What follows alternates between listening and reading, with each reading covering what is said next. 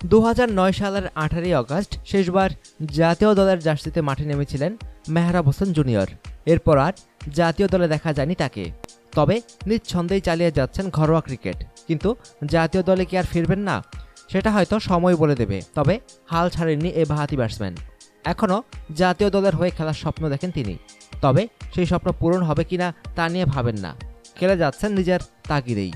ঘরোয়া লিগে এ পর্যন্ত খেলে ফেলেছেন 106টি প্রথম শ্রেণী ও 87টি লিস্ট এ ম্যাচ।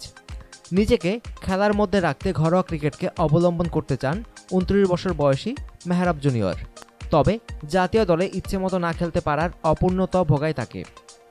এ প্রসঙ্গে মেহরাব বলেন, আরও কিছুদিন জাতীয় দলের হয়ে খেলতে পারলে ভালো লাগতো। ফেরার সম্ভাবনা আর আছে কিনা জানি না, তবে চেষ্টা করছি।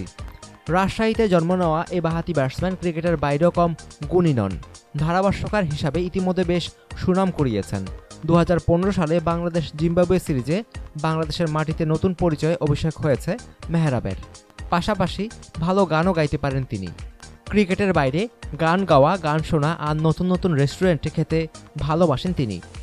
যদিও তার নাম মেহরাব হোসেন, কিন্তু ক্রিকেট জগতে তিনি মেহরাব জুনিয়র নামে বেশি পরিচিত। এর পেছনের গল্পটাও মজার। বাংলাদেশের হয়ে ওয়ানডের প্রথম সেঞ্চুরি করা ক্রিকেটারের নামও মেহরাব হোসেন, যার ফলে তার নামের পাশে জুড়ে দেওয়া হয় জুনিয়র। জাতীয় দলের হয়ে 7টি টেস্ট, 18টি ওয়ানডে ও 2টি টি-20 খেলা মেহরাব হোসেন আসলে ক্রিকেটার হতে চাননি। ইচ্ছা ছিল ডাক্তার হওয়া। অনেকটা শখের বশেই ক্রিকেটে চলে আসা। এরপর একাডেমি দল, অনূর্ধ্ব 19 দল, বাংলাদেশ এই দলে খেলে ক্রিকেটে পেশাদার হয়ে ওঠেন।